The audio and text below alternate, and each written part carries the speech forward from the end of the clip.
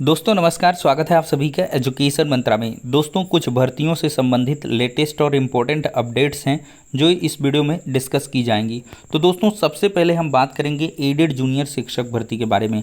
दोस्तों देखा जाए तो एडेड जूनियर शिक्षक भर्ती का जो मामला है वो लगातार कॉम्प्लेक्स करने की जो कोशिश है वो छात्रों की तरफ से जारी है। दोस्तों आज की डेट में सैकड़ों जो अभ्यर्थी हैं वो इनवैलिड रिजल्ट वाले पीएनपी पहुंचे थे। पीएनपी में इन्होंने धरना प्रदर्शन भी किया है, ज्ञापन भी सौंपा है और साथ ही साथ न्यूज बाइट्स भी दी गई हैं। तो दोस्तों कल के समाचार पत्र में ये चीज़ें आपको देखने के लिए मिल सकती हैं।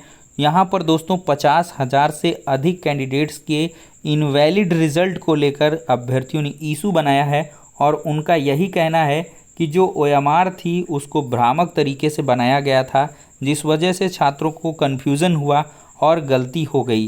तो ऐसे में रिज़ल्ट को रिवाइज्ड किया जाए। और साथ ही साथ कुछ ऐसे छात्र भी पहुंचे थे जिनकी ओएमआर में कोई विसंगति नहीं है, कोई त्रुटि नहीं है, लेकिन उनके जो रिज़ल्ट हैं वो इनवैलिड शो हो रहे हैं। तो ऐसे दोस्तों बहुत सारे अभ्यर्थी पीएनपी में पहुंचे थे, धरना प्रदर्शन भी किया गया है और ज्ञापन भी सौंपा गया है। छात्रों ने जमकर नारेबाजी की है और छात्रों का कहना है कि ये भर्ती प्रक्रिया किसी भी सूरत में आगे नहीं बढ़नी चाहिए। सबसे पहले इन समस्याओं का निस्तारण होना चाहिए। तो दोस्तों यहाँ पर दो धारी तलवार है। एक तरफ से छात्र चाहते हैं कि ये भर्ती प्रक्रिया जल्द से जल्द पूरी हो जाए, लेकिन दूसरी तरफ छात्र चाहते हैं कि ये भर्ती प्रक्रिया अभी रुकी रहे, पहले उनके इनवैलिड रिजल्ट पर कुछ संशोधन हो जाए या जिनका इनकेस सही है, अगर उनका किसी कारणवश गलत दिखा रहा है तो उनका रेक्टिफिकेशन हो जाए। तो दोस्तों इन्हीं सभी पचड़ों में एडेड जूनियर शिक्षक भर्ती फंसती हुई नज़र आ रही है और ऐसे में शासन प्रशासन को मौका मिल जाता है कि इन प्रकरणों को संज्ञान में लें और इसके बाद पेंडेंसी कर दें। तो दोस्तों इस प्रकार के अवसर छात्र ही उपलब्ध करवाते हैं और देखा जाए तो कोर्ट केस के लिए भी लगातार तैयारियां छात्रों के माध्यम से की जा रही हैं। तो देखते हैं दोस्तों एडेड जूनियर शिक्षक भर्ती में फ़िलहाल के लिए क्या कुछ होता है, लेकिन सितंबर लास्ट तक देखा जाए तो मेरे रिसोर्सेज के अकॉर्डिंग कि आपको शासन से एक लेटर देखने के लिए मिल सकता है जो आपका शासनादेश होगा, जिसमें आगे की भर्ती प्रक्रिया के बारे में आपको जानकारी उपलब्ध होने वाली है। लेकिन दोस्तों आप व्यक्तिगत प्रयास अवश्य करें, क्योंकि अगर चौतरफा दबाव होगा, चौतरफा छात्र नकारात्मकता फैलाएंगे तो अवश्य ही ये भर्ती प्रक्रिया शासन स्तर से भी लंबित हो सकती है। अब दोस्तों हम बात करेंगे नई भर्ती का विज्ञापन जारी, और ये छात्रों के लिए एक बड़ी खुशखबरी है। दोस्तों इस चैनल के माध्यम से आपको लगातार केंद्रीय और राज्य सरकारों की जो भर्तियां हैं उनके बारे में इन्फॉर्मेशन दी जाती है। तो इसी क्रम में दोस्तों केंद्र सरकार यानी कि एसएससी की तरफ से एक नोटिफिकेशन जारी हुआ है जो सीजीएल 2022 का है। दोस्तों ये पहले जारी होना था, लेकिन कुछ विसंगतियों के चलते ये नहीं जारी हो पाया था, अब फाइनली जारी हो चुका है। तो यहाँ पर दोस्तों देख सकते हैं एसएससी की तरफ से इम्पोर्टेंट नोटिस आ चुका है और candidates are informed that the notice of combined graduate level examination 2022 which was tentatively scheduled to be published on 10/9 is now rescheduled to be published on 17/9/2022। तो दोस्तों जो आपका ये अब विज्ञापन है ये 10 की जगह पर 17 तारीख को जारी होगा। मतलब इसकी जो इम्पोर्टेंट नोटिस है वो आ चुकी है और 17 कल नहीं परसों ही है, आज 15 हो ही गया, 16 नहीं 17। तो 17 तारीख से जो आपके फॉर्म हैं वो ऑनलाइन हो जाएंगे और एसएससी सीजीएल 2022 में मेरे हिसाब से आप लोग अप्लाई अवश्य करें। दोस्तों एसएससी सीजीएल में आपको अप्लाई इस वजह से करना चाहिए क्योंकि इसमें बेहतरीन पोस्ट आपको देखने के लिए मिलेंगी।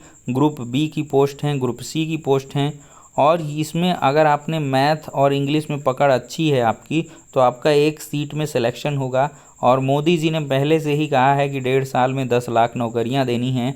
तो ऐसे में एसएससी, रेलवे, इस प्रकार के ही डिपार्टमेंट हैं जहां से अच्छी खासी जो भर्तियां हैं वो होंगी। अब दोस्तों यहाँ पर बात करेंगे 12,000 पदों पर शिक्षक भर्ती विज्ञापन के बारे में। तो दोस्तों यहाँ पर निदेशालय से आज कंफर्मेशन मिल चुकी है कि जो समाचार पत्र में चीज़ें निकल के आई हैं वो पूरी तरीके से सही हैं।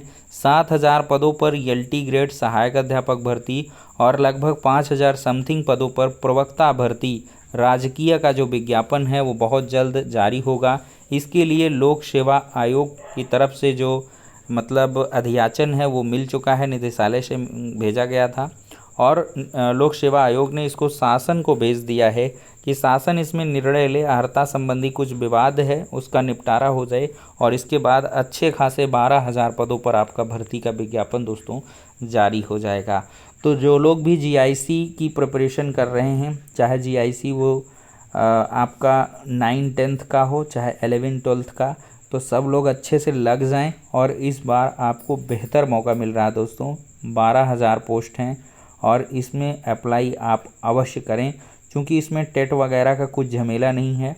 आपका जो भी बीएड हो या बीटीसी हो उसका आपका रिज़ल्ट बीटीसी वाले तो अप्लाई ही नहीं कर सकते, मतलब बीएड जो पास आउट भी हो जाएंगे वो लोग भी जीआईसी में अप्लाई कर सकते हैं। ठीक है, अभी पीजी में जो प्रवक्ता का पोस्ट है उसमें पीजी मांगता है, तो पीजी वाले मतलब नहीं अप्लाई कर पाएंगे। लेकिन इसमें भी इस बार संशोधन हो जाए, पोस्ट ग्रेजुएशन का 50% लिया जाए और साथ ही साथ आपका जो है क्या कह लें बीएड भी कंपलसरी कर दिया जाए। तो ये लेक्चरर की पोस्ट में होगा, लेकिन सहायक अध्यापक वाली जो पोस्ट है एलटी ग्रेड शिक्षक भर्ती की, उसमें सिर्फ बीएड ही मांगेगा।